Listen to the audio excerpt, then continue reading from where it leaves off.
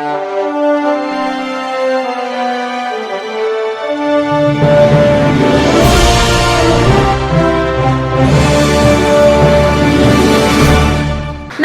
मी Shweta Pawar. City TV लाईव्हच्या बातमीपत्रात आपलं स्वागत आहे. छापा टाकायला गेलेल्या राज्य उत्पादन शुल्क विभागाचे अधिकारी आणि कर्मचाऱ्यांवर झालेल्या हल्ल्यानंतर पुणे विभागाच्या भरारी पथकाने टाकलेल्या छाप्यात गोवा मेड मद्याच्या अवैध गोडाऊनवर टाकलेल्या छाप्यात पथकाने 11,55,600 रुपयांची दारू जप्त केली.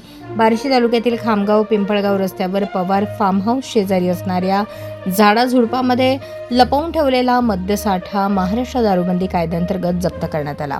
यामध्ये गोवा बनावटीच्या ॲड्रियल विस्कीच्या 750 मिली क्षमतेच्या 284 सीलबंद बाटल्या असा एकूण 11,55,600 रुपये किमतीचा मुद्देमाल जप्त करून एका इसमाविरुद्ध गुन्हा नोंदवण्यात आला.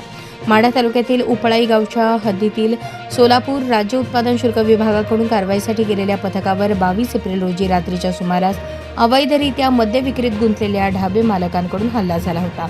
त्यामध्ये अधिकारी आणि अंमलदारास जबर मारहाण झाली.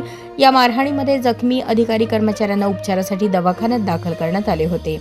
या हल्ल्यानंतर राज्य उत्पादन शुल्क पुणे विभागाच्या विभागीय उपायुक्त सागर धोमकर यांच्या आदेशानुसार सोलापूर आणि अहिल्यानगर जिल्ह्यातील अवैधरित्या मद्य साठवणूक आणि विक्री करणाऱ्या ढाब्यांची आणि इसमांची माहिती काढून त्यावर कठोर कारवाई आणि प्रतिबंधात्मक उपाययोजना करण्याच्या आदेशावरून ही कारवाई करून घटनास्थळी असणाऱ्या इसमाला अटक करण्यात आली.